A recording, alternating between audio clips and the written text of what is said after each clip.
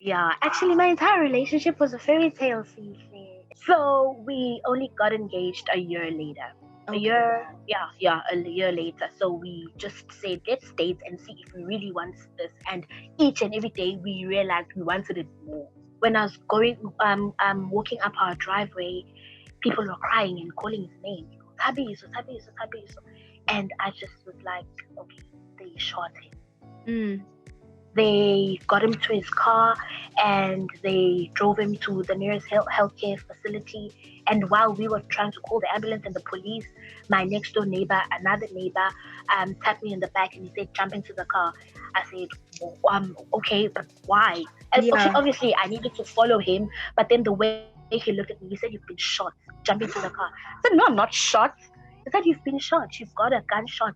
I said, no, maybe it went past. When we got there, I ran to the ward that he was in. He was lying in bed, also still. And then the nurses were trying to attend to me, and they did not pay much attention to him. And only later, I realized he was already gone.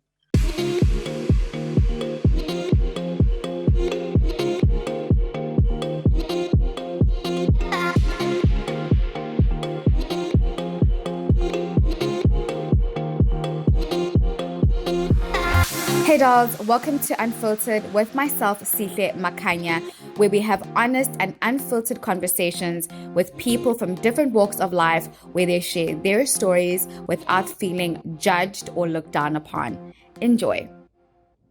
Welcome everyone to another episode of Unfiltered with myself, Sihle Makhanya. And today I have the lovely Sindisiwe Buthelezi, who is a content creator, a specialist in the PR world. And I can say you're an author now, right? Yes. Yes, you're an author as well, and businesswoman. I'm so happy to have you, Cindy. Hi, Sile. Hi, gorgeous Sile. Thank you, beautiful. Thank you So, for having me. yes, so today's episode is yeah. It's going to be a lot. But I really hope that everyone enjoys it. I know that they will. Um, Cindy, your story and your love story is something that I was so intrigued by when I saw on Facebook. Um, Take me back to how you met your fiance Okay. and take me back to the emotions of the relationship leading up to the fateful day. Okay. Okay. I'm greeting all your followers and all your subscribers. As Sisha mentioned, this is Cindy. Cindy, so Cindy Siri, I go by that name. Okay. How we met, it was the 17th of June, 2012. Well, that's the day he met me, not the day I met him. Mm, But he met me on the 17th. He saw me actually. I was leaving my house and he was next door. I'm not sure where I was going to. And he said he saw me from behind. He saw me from behind and I had my earphones on. Maybe I don't even know where I was going to. And he said, that is my wife. ooh, Not even seeing my face. Not even seeing my face. But he just said, Lord, I just met my wife. So I only officially met him in August because he had moved in next door to be closer to school and home. Yeah, to be closer to school and home. So I was still staying at Res. So I'd come home mostly month ends and sometimes on weekends. So I only got to see him in August. And for him, it was love at first sight. For me, it was not. It was not. Woo. how did it get to the Eh, place where you then start feeling, sorry to cut you, you then start feeling the love for him? It only happened in 2017. Wow, I promise okay. you. He had been pursuing me between 2012 until 2017, but obviously a lot happened between those years of him pursuing me because he then got engaged to be Mm, married with someone else. He told me, well, he hid it from me first, but I saw on Facebook the engagement, And then I asked him, and then there was a time where I was demanding an invitation to his wedding, and he Yeah. had said that, Cindy, I am not going to allow my wife witness me marrying another woman. And that to me, I was just like, but guy, I am not your wife. I've been telling you for such a long time. This was 2015 when he was going to get married. And he was going to get married on the 2nd of January 2016. But Wow. then he called me on the 27th of December 2015, like 7 days before he got married. Called me one evening and he said, Cindy, can I see you? I said, okay, yeah, I'm home. Come over. He came over and he told me that he had called off the wedding. And I said, why? He said, because I cannot go through with it. I know who I want to be with. We are much in a like calling off a wedding, selecting a wedding gown, wedding venue booked, catering, all of, yeah, a set proper wedding. He called Oh it my off. gosh. And it was obviously he needed, I don't know, but still I didn't have the feelings for him, so Yeah. I did not be with him still. And then in 2017 we started talking, because in 2016, after the wedding saga died down, I just needed him to sort out his life and his feelings and know what he wants. Mm. And then in 2017 we started talking in 2017, and then in 2018 I agreed to date him, Mm-hmm. but I had not loved him. I just said, okay, let me see, let me see. So we started dating. I think it was April or May 2018, but I only Mm-hmm. started loving him in August. Only. Wow. Okay. And I told him, I said, okay, I think I fell in love with you today. And then he said, "Kangjuela gabi Cindy." And then Oh my gosh. that's what happened. I think he was just praying to God about me, because there's nothing special that he had done. But yeah. Yeah. Wow. Okay. And so, how many months afterwards did you then get engaged? After now August, when you told him you loved him, Uh, how many months after that? well, he wanted it to be immediately, but I didn't want it to be immediate because he had his first uh, near marriage experience. It was Mm, very quick. It was a quick process. So I didn't want him to make the same mistake, you see. mm, And also, um, I knew he loved me, but at the same time, I always felt like he deserved someone else. mm, He was mm-hmm. so good. He was such a great person, even though I didn't love him in a romantic way, but he was just such a good person. I felt like he needed a typical church girl, typical mom fundis type of girl, and I am not that. Yeah. I Okay. was just not that. So we only got engaged a year later. A Okay. year, Wow. yeah, a year later. So we just said, let's date and see if we really want this. And each and every day we realized we wanted it more. Wow. Okay. And then a year later, you get engaged. You're literally living a fairy tale. Yeah, actually, my entire relationship was a fairy tale, Sihle. It was, Wow. oh, my entire relationship. Actually, things started getting like not just but challenging when we introduced our families into our relationship. But Okay. before everyone knew, before everyone had a say, they just knew we were dating. It was perfect. But Really. yeah, it was still a fairy tale because he did things by the book. He yeah, no, he made me like wagcina zonke ithembiso zakhe. So it was also beautiful. So it was a beautiful fairy tale, but the fairy tale was not just the engagement and the lobola, it was the entire The relationship. relationship, the relationship. Okay. Oh wow, yeah. Like I think the reason why I'm holding my heart is because um it's so amazing when people share their relationships with us on social media. First Yeah, it takes a yeah. lot of courage and guts. And I mean, I always used to see your story and I'd always be like, wow, like I'm so happy for you. You've met this amazing man. You look so happy. I mean, that engagement video was just like mind blowing. And I'm sorry to take you all the way back. And then the fateful day happens. Yeah. Um, if you don't mind, can you tell us what happened on that day, and how did you end up to where we are today? Okay. So we were driving. He had come to pick me up from a close by shopping center because my sister and I were just buying the final stuff for our traditional wedding, which was going to be just 2 weeks later. And when we got home, when we parked our car outside the driveway, he and my sister jumped out, and I was still in the car chatting. Um, and then when I jumped out, gunshots started, shooting, firing.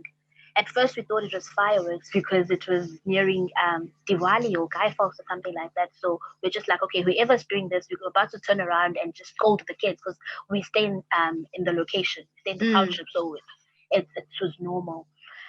And then we heard one firework. Okay, we heard one shot, and then the second one as well. Then after the third and after the second one, we realized it's okay. We're actually being gunned down. And then my sister ran to the next door house. That's where he had stayed for a short period of time. Yeah. While he was studying. That's how we met. And Yes. then he then took me because my house was just next door. He then just took me and pushed me into our gate. And then I don't know what happened to him. I just ran, and then I ran for my life. I actually even jumped what's this, the fence from my house to the other house, and Wow. which is something you wouldn't even do today if I would tell you to do because of To the do it, adrenaline. yes. Yeah, and then when I was that side, and that house has dogs. I don't even know how those dogs did not see me. I was hiding, and then I heard people screaming, and then I heard the shots going over and over again.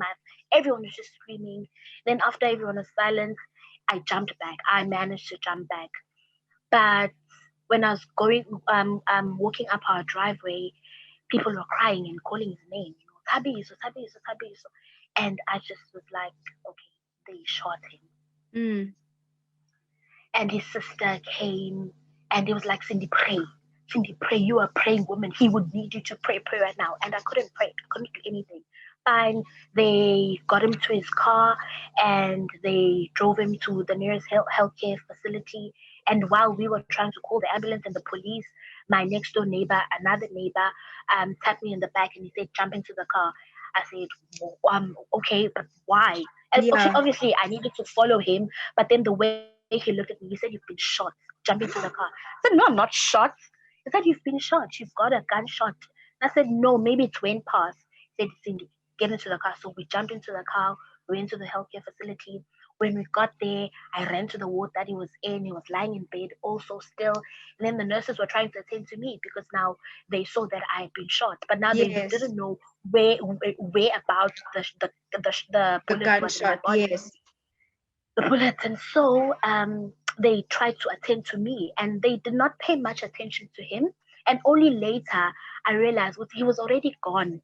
So that's why they didn't pay much attention to him. I mean, I was like, don't mind me. I don't feel any pain. Just tend to him. Yeah. And then they were just like, Sissy, we need to take care of you because you keep on moving and we don't know what's happening inside your body right now.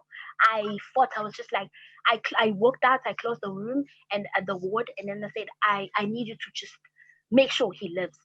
And then I stayed outside in the waiting area. People are flooding in from all over. Like my family came from all corners of KZN, Bazalan, and all of that.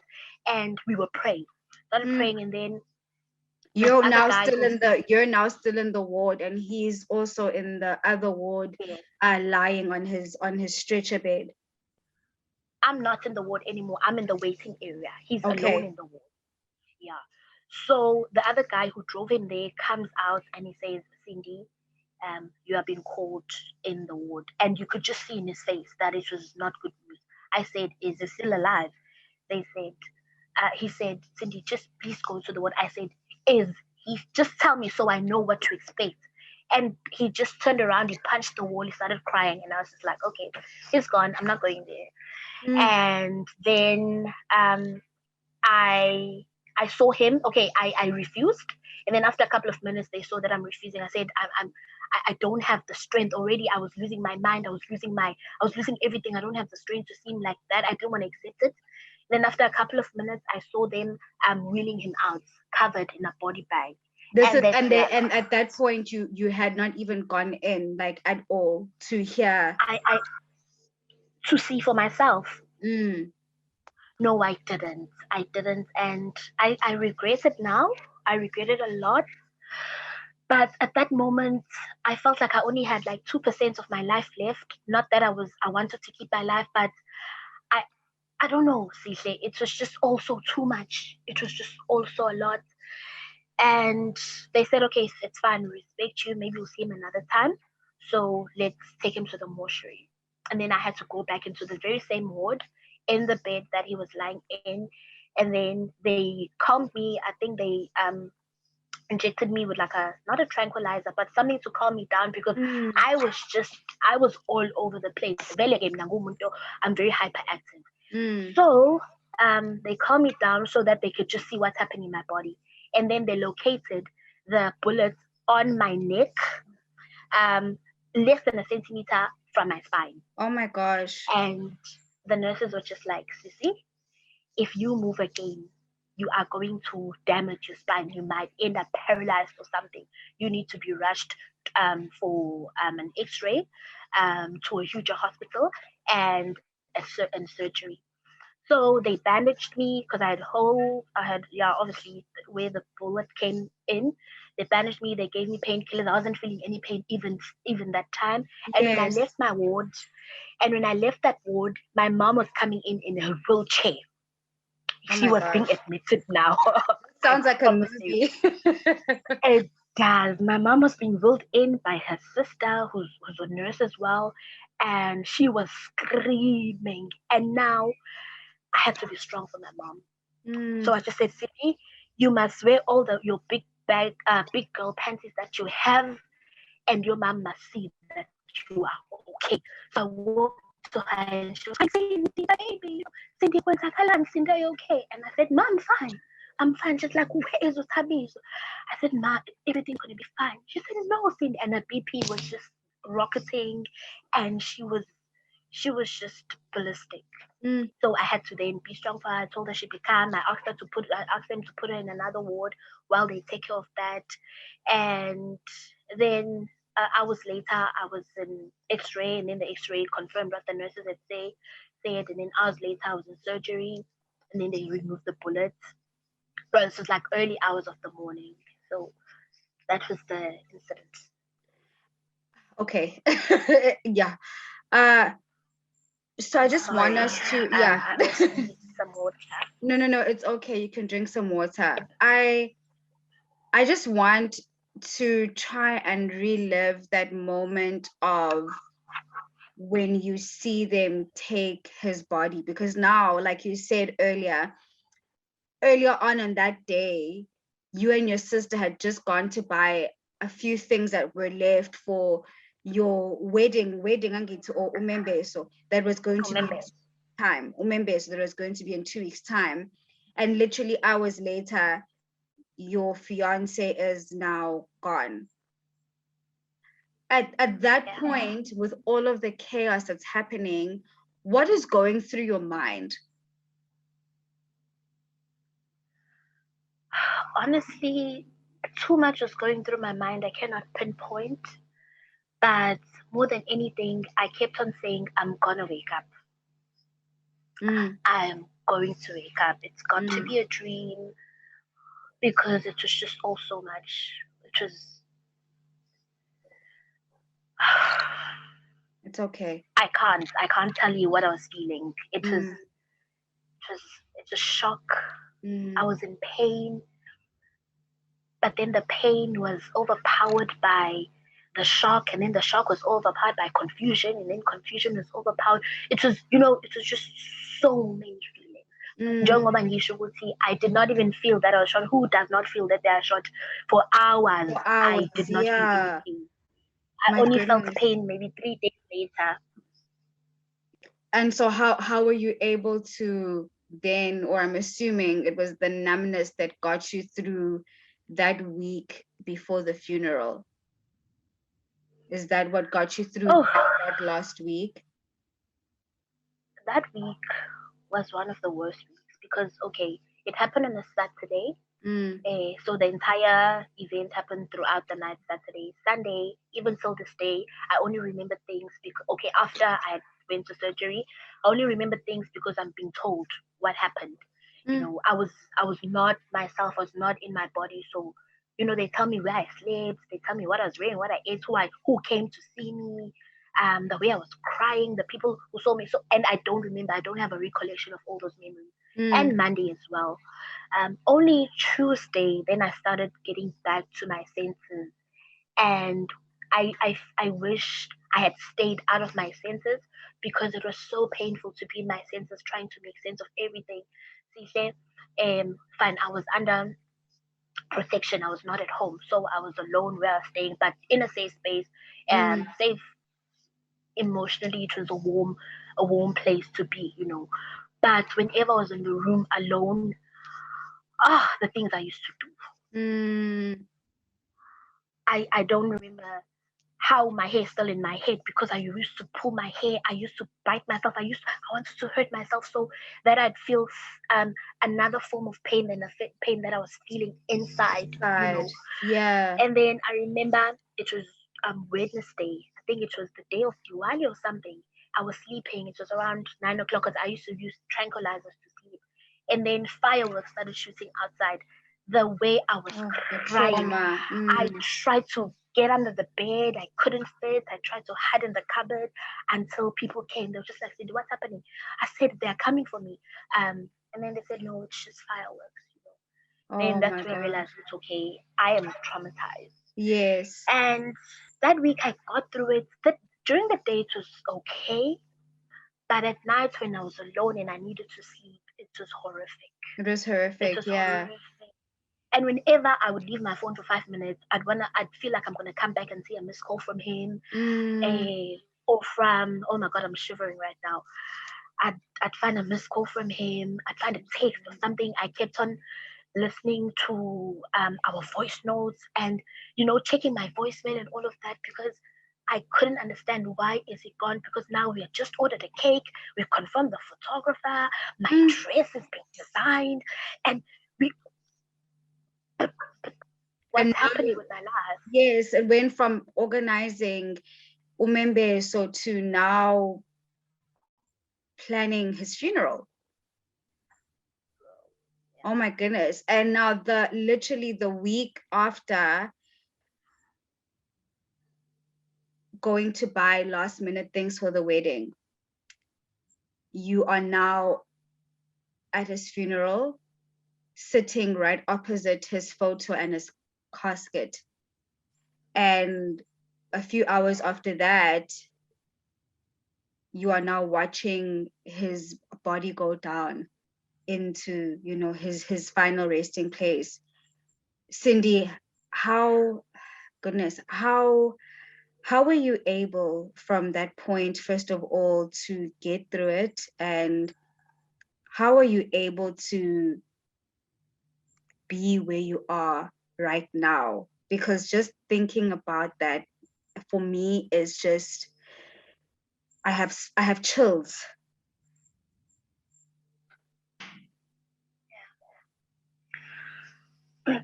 At that time when everything was happening, those around me, yes, they were there for me Mm, 24/7. Like my mm, friends, my family. My friends came from all corners of you know the country and the world, even, and I they kept me strong. mm, So when everything was happening, they would say, "Usindu right," when people would call, "No, she's fine. She's okay," because I was fine. And the thing is, I I'm used to being called strong. That I had to be strong, even though I didn't want to be strong. But at the same mm, time, I didn't know what to be aside from being strong at that moment. mm, So I I was so strong, but not. Martin, it hurt. it hurts. I felt so lonely as much as there were so many people around me, but I was engulfed with confusion. But I was so strong, and I I suffered the consequences of being strong months later. Only months later, I How? realized what you know, Cindy. How did you Um, suffer the consequences of being strong? months later, I obviously PTSD. Mm, Um, I attended, okay, but it was virtual because now I moved from where I was staying to another province. And then I was seeing my psychologist virtually. mm, And my psychologist then said, "Cece, you need to see a psychiatrist, you know." mm, And my psychiatrist put me on medication, mm, and that medication just made things worse. I was then diagnosed with bipolar, mm, and already I used to be a mental health patient. I used to suffer from clinical depression. mm. So all of this is happening, and my mental state was just so bad.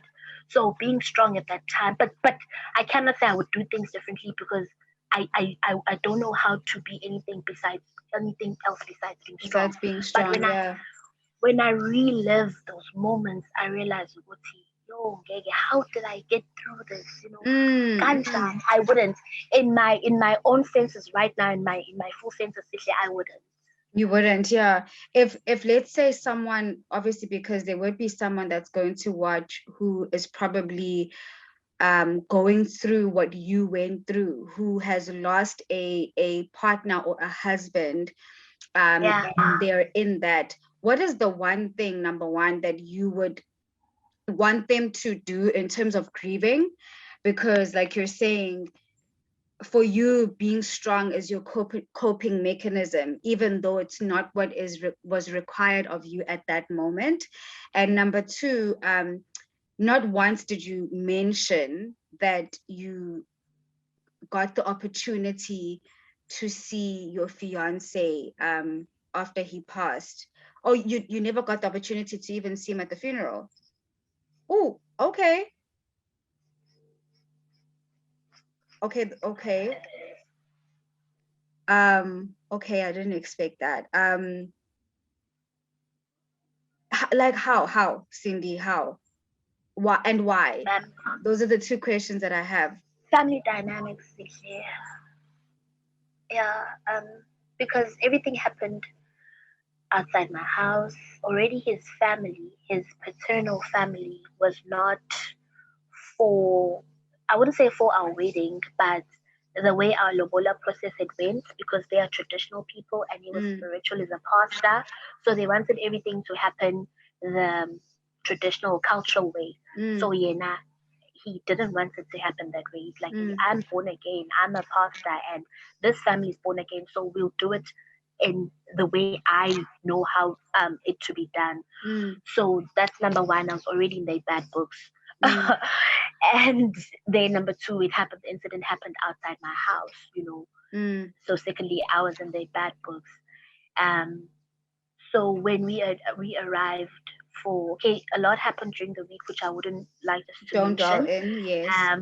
But when you are planning a funeral, there's always just rivalry. Yabo. Mm, But then on that day when we arrived, um, I'd say they were chasing us out or something, which was okay. I'd expected it. Like I'd prepared myself for everything that was going to happen. mm, So it didn't come as a surprise, but it still hurts. mm, And well, no one saw him, but I think maybe the family saw him before they took him out to the funeral service. mm, But I didn't see him, and even I wouldn't right now. I wouldn't point where his grave is because I couldn't even get close. Really. I had to watch from afar because I mm. wasn't allowed even close by. So I only know the name of the cemetery, but I wouldn't say, okay, here's Tabiso's tomb. I I can't. Oh my gosh. And And maybe someone would then ask themselves, why don't you go and visit and see, for yourself? I wouldn't want to do it behind his family's back somehow. yeah, out of respect, yes. And shoot, they arrive and I'm there. And then what? Yeah. But I mean, with all of that, how, like you said earlier, that the only other thing that you knew how to be was strong, right?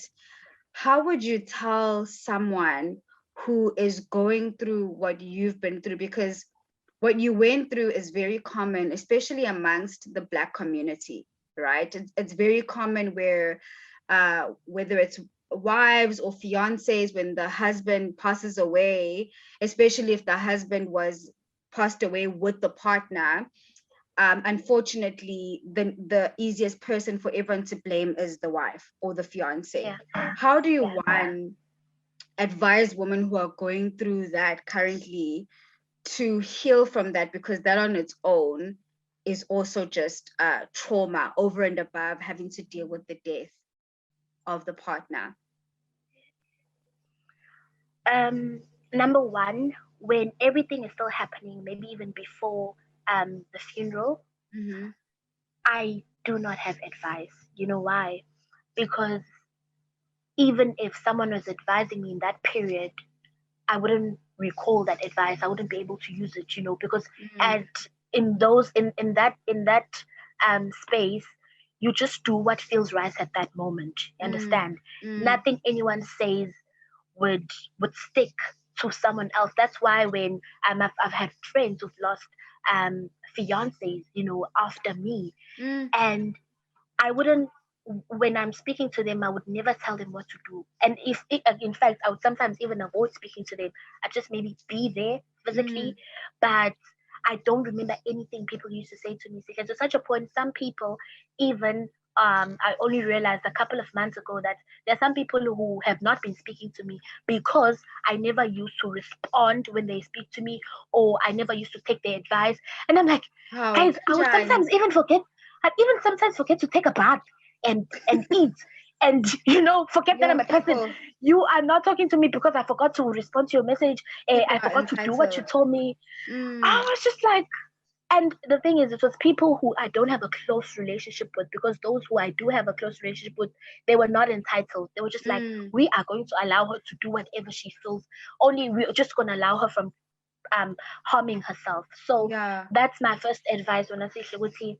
I don't have an advice, I promise you, because it will, even if I advise someone now and they lose their husband after watching this video, it won't stick. They won't say, recall and say, oh, can't you see they said I must do this. It's not like you trip and fall and say, oh, can't you see they said when I trip and fall, this is the ointment I need to use for my knee. It's very different at that time. And then number two, the process of healing and grieving and dealing. Do it in your own way, in your own pace, but take your time. Take as much time as you need, because you're gonna go through so much. For my scenario, in my situation, there were build up or levels into my journey. First, um, it was shock for weeks. It was shock, and then after shock, it was um what's this word? Just shock, and Acceptance. then ukuyisola. No. Okay. Regret. To skill, if he had not come to pick me up, but he was the one, I always used to have arguments with myself, but he's the one who had come to pick me up, maybe if I didn't run far when he would push me into my gates, then they would have shot us together. You should have went into the ward and see him when they were calling you. You should have, Cindy, you should have. And I dealt with that for weeks as well. And then after the shock, then it was reality hits. Maybe 2 months later, reality hits that he is gone now, because I kept on expecting him to come back. So it's different emotion in different stages for so many people.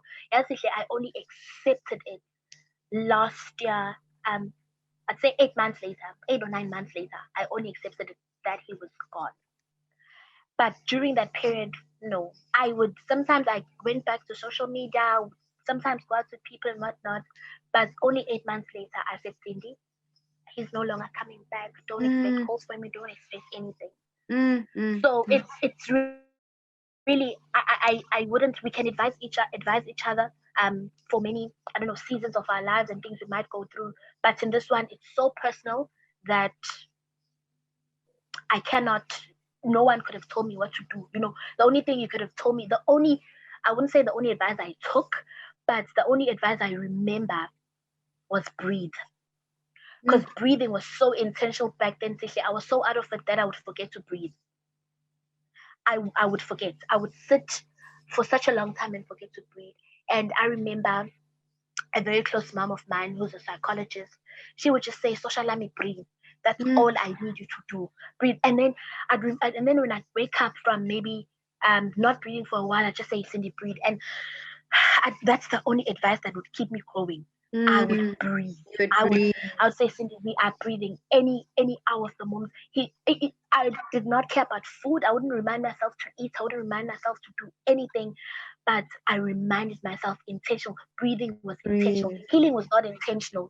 Healing, of course, if I was still alive, it would have come with the journey because I'm alive. But then breathing, you forget. I would forget. I would sit for hours and for a long time and say, when was the last time I breathed? And when I inhale, I'd feel alive. Oh my God, I am still here. I'd feel like I would always be asleep. So that's the only advice I would give people. Just breathe. Just breathe. Everything else does not matter. So do you feel like, oh my gosh, yo, wow. Do you, it's okay. Do you think that the only thing that has been able to bring you to where you are today, where you can speak about it, because you're speaking so eloquently and confidently now, but it's something that you're still dealing with because it is still quite fresh. Do you think that's because of you allowing yourself to just breathe? Or what was the motivating factor that made you to say, I'm not going to give up?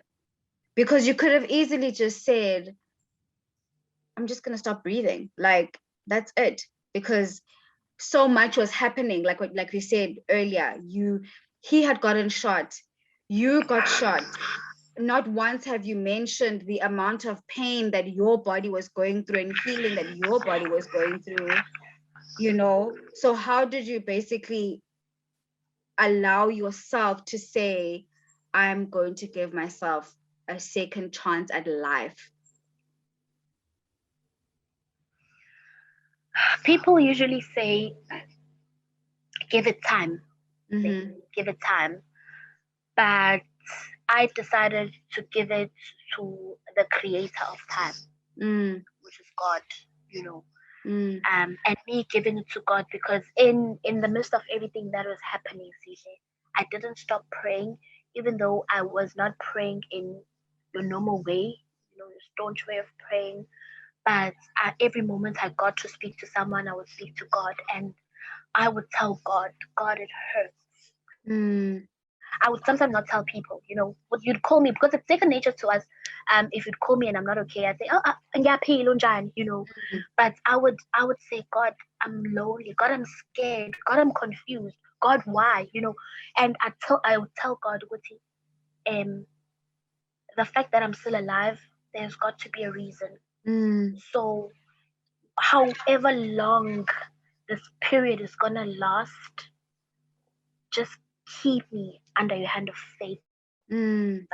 Keep me in your bosom.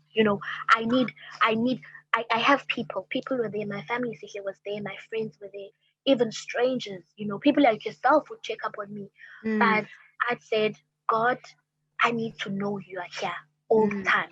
If there's ever a time where I need to know you are God, you are alive, you're not dead, you're not deaf, you're not blind, you're not ignorant, it's now. So I would feel that he's keeping me going. Not that because he was tangible, not that he was here, but the fact that I would wake up in the morning, even though it would hurt, but I'd say, God, Shuti, we're still in this. God, I'd be angry at him. I'd sit and say, I'm angry at you. Why me? You see, what's the sin Why? that I did so much Yes. that you should punish me so much? Am I cursed? What is it that he did that you did not show us so we can repent? What is it? I would fight him so much. At the same time, I'd run to him.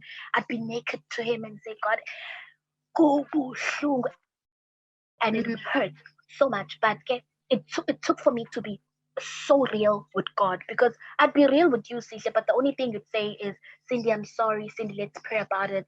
Yabo, Cindy, yabo. Yes. But giving it to God each and every day, I would feel an ounce of strength. I would feel an ounce of hope. I would feel because I would just give it to God. And also, that's when I heard this Holy Spirit say to me, this one time, it was August, when I accepted things. He said, because I would ask, why am I still alive? And I think I wrote it in my book. He said, you are alive to live. Mm, And I said, now teach me how to live, because mm, I feel like I've even forgotten how to live because I've been dead for such a long time. mm. And that's how I tried to, I've lived from the You've, past. yeah. And if he were on a sweeter note, if Uthabiso were here, what do you think he would say to you, looking at how far you've come?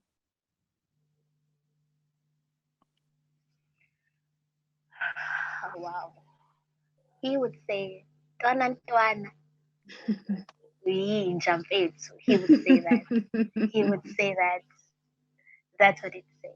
I Oh, know. He'd say, I'm a dog. You're the ish. I mm, know. mm. Yeah. I mean, and I think just in closing, what are some of the things that you would like you said earlier, Guti, you would never advise anyone that's going through the same thing because the experience is so personal. But what is the one Yeah. thing that you would want people to know you for? And what is also another thing that you would want women to know about love? Because I can only imagine how losing a partner can close you up and wanting to be open to love again, right? So just those two questions. What would you tell someone who's going through the exact same thing to do? And excuse me, how would you get to where you are now? I'm not sure if I'm gonna answer your questions as I'm supposed to, Mhm. but before we close, I'd like to read just two paragraphs from my book, Oh, because perfect. advice.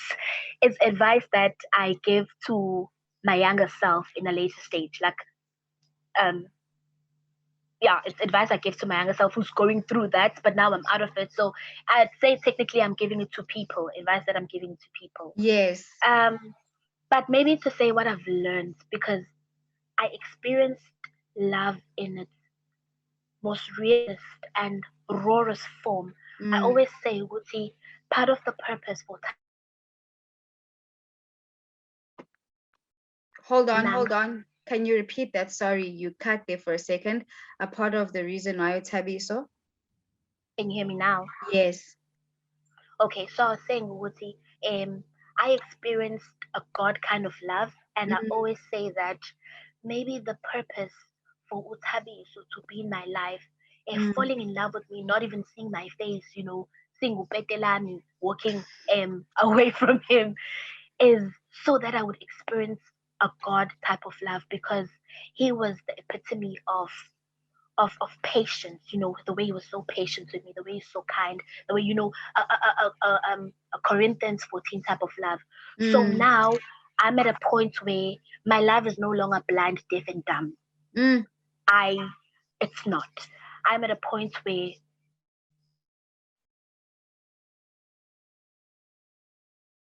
you want to come into my life, just know what he. Imagine, sorry. Yes. I think someone is trying to call me. Wait, because I'm using my phone now, so I wanna reject the call when it comes through. Okay, Am I no clear now? problem. Yes, you're clear. Okay. Editor, we're starting now. Yes. So, um, so, where was I? I want people to know Yeah, that I I'm saying have a that God kind of love. my love, yes, my love is no longer deaf, dumb, or blind. Now, yeah, three things I've learned about love, because now we talk about love. I don't love blindly, deafly, or blindly, because now I know I am worth being loved. Um, in a God kind of way, Mm, and I did not need to prepare myself, in a Jesus kind of way, because I did not need to prepare myself to be worthy of His love, but He loved me with so many blemishes, with so many faults, and His love perfected me, His love perfected me in such a way that I changed, I became exactly what He wanted me to be. But unlike my past relationships, those my past experiences, or when people say, Cindy, I want you to be like this, I want you to be like this. But for him, he would say, Cindy, you are the perfect amount of everything that God has bestowed in you. mm, I didn't need to maybe tone it down. I didn't need to try and measure up. I just needed to be myself. So yeah. that's what I took out from that relationship. And also, I'm very intentional. I'm now, even though I haven't been in a relationship between then and now, but now I'm like, when people are approaching me, because I do have suitors, Mm-hmm. I'm like, I'm very intentional now about my Yes. loving. I'm Yes. only going to love once you've loved me, because I need to return the love that you give me, because I cannot love for myself as much as I can, but all the love that I have is for me. I Yes. choose me. I'm selfish about me and my happiness, And your happiness. So Yes. that's what I learned, Suguti. I'm not gonna try and measure up. I'm not gonna meet you halfway. I'm not. And if you Mm. say, what do you bring to the table? Nigga, build that table and bring it into me, because I am the building that is going to host the table. You understand? Girl. So that Girl. is me after You that know, relationship. I'm the shelter, the Um, house of this table. yes, yes, You yes. know? So that I hope, as much as I'm just directing it to myself, but I wish women would take that from it. Tuguti, there is such a kind of love out there, Mm, and mm. it's only a matter of it's finding you. Because a mistake that we do, we go about looking for love, but love must be what is looking for us. There's a parable in the Bible, in Matthew 33, I think, verse 34, 35, I'm not sure. Maybe you can Mm, look it up and put it here, where a farmer was working in a field, mm-hmm. and then he saw treasure. He saw treasure, and then he hid the treasure again, and then he went back home. He sold everything that he owned. He came back and he bought the entire land, because that treasure was worth everything that he had could Wow. not measure up to the value that the treasure had. And that is Mm, what we women are. If mm. a man is going to find you, he must do everything. He must even sell whatever he has if he wants you. So that's me sitting here. I'm like, I'm that hidden treasure. If he finds me, he must go and sell whatever he has to come and, To and, come and to, make me his own. you Yeah. know, because that's what you are. Like we are treasures. Like Yes. I love how we've turned it into something positive after such a heavy experience, and Yeah. in closing, before you read Yeah. to your Paragraph. Yeah. younger self, yes, I just want to Yeah. say that you know that you're strong, but part of Yeah. strength is also being able to be weak and accept when you are Yeah. not okay, so Yeah. I really hope that other women who are seeing this can take that lesson from this as well, because I Yeah. know that you were strong for a while, but you also gave yourself permission to be weak. And I say this because initially when I approached you to interview you, this was about, I think, 2 or 3 months back, you immediately said, Sihle, I'm not in the right space, but I'll tell you when I'm ready, you know? Yeah. And Yeah.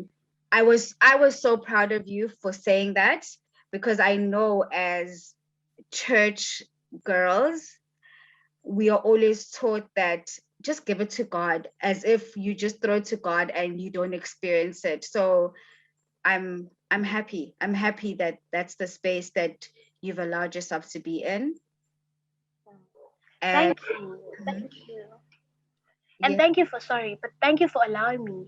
Thank you for allowing me to. I actually feel because you're a very understanding person and you're a person who owns. I've seen how you own your truth, even though it makes other people uncomfortable, and that's um another characteristic or another trait that I've attained is that because I'm a person, I used to be a people's pleaser. You would invite me to your wedding and I don't want to come, but I would come. You would make me you would make me to do things that I don't want to do, but I do it because I'm scared of hurting your feelings. I'm afraid of hurting your feelings. But now, if I'm not okay, I'm not going to appear. I'm not going to be there. If I'm not okay with something, I'm going to say, obviously in the most polite way. But as I yes. mentioned, it doesn't only um um when I say I choose myself all the time, it's not only concerning relationships, romantic relationships. I choose myself all And all, the time. yes, as you Yeah. should, as we should. And it's obviously it's only fitting that you close us off with a letter from your younger self to your current self. Yeah. Thank you. I'm so excited to read this. I'm just going to read a small paragraph as much as it's a very long letter. Um, but it's yeah. Let me just get into it. So Okay. I say here, what I hope you do in your next relationship, because God will definitely bless you with a husband, your purpose partner. Hug a little longer, laugh a little louder, kiss more passionately, forgive faster, apologize immediately, give more than before, and be grateful for everything you receive. Do it not in fear of losing it, but do it in an understanding that nothing lasts forever. While it's still here, maximize on the opportunity so that when it's gone, only gratitude will be your language.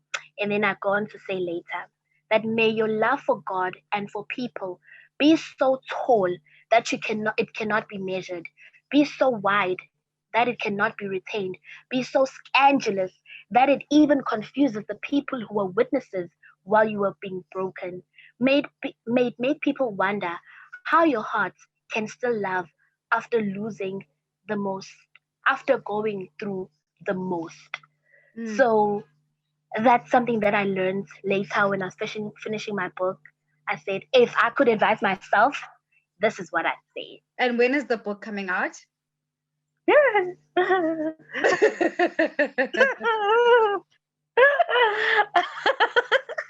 It's coming out in October. Okay, next month. Third week of October. Yes. Okay. Oh wow. Okay. So hopefully by the time it comes out, then the people are going to start following you because I'm going to put all your social media handles on the upload.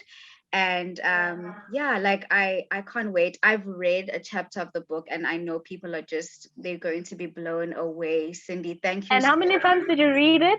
5 times. Like I'm going to read it again. I'm going to like, and every time I've been reading it, like I cry. Like like the first time I read it, I was like, hey, well, okay. And then I was like, what is going on? Read it again and I cried.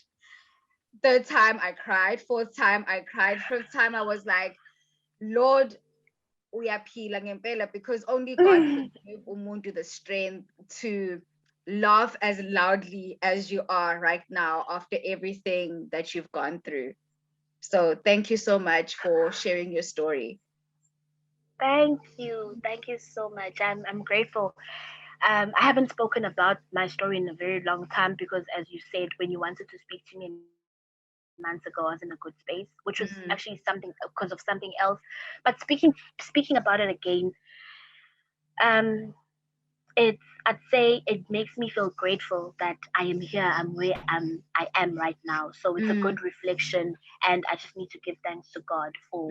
I'm just saying, Ebenezer, you've been with me. You've been with me. Oh, and on that note, bye everyone.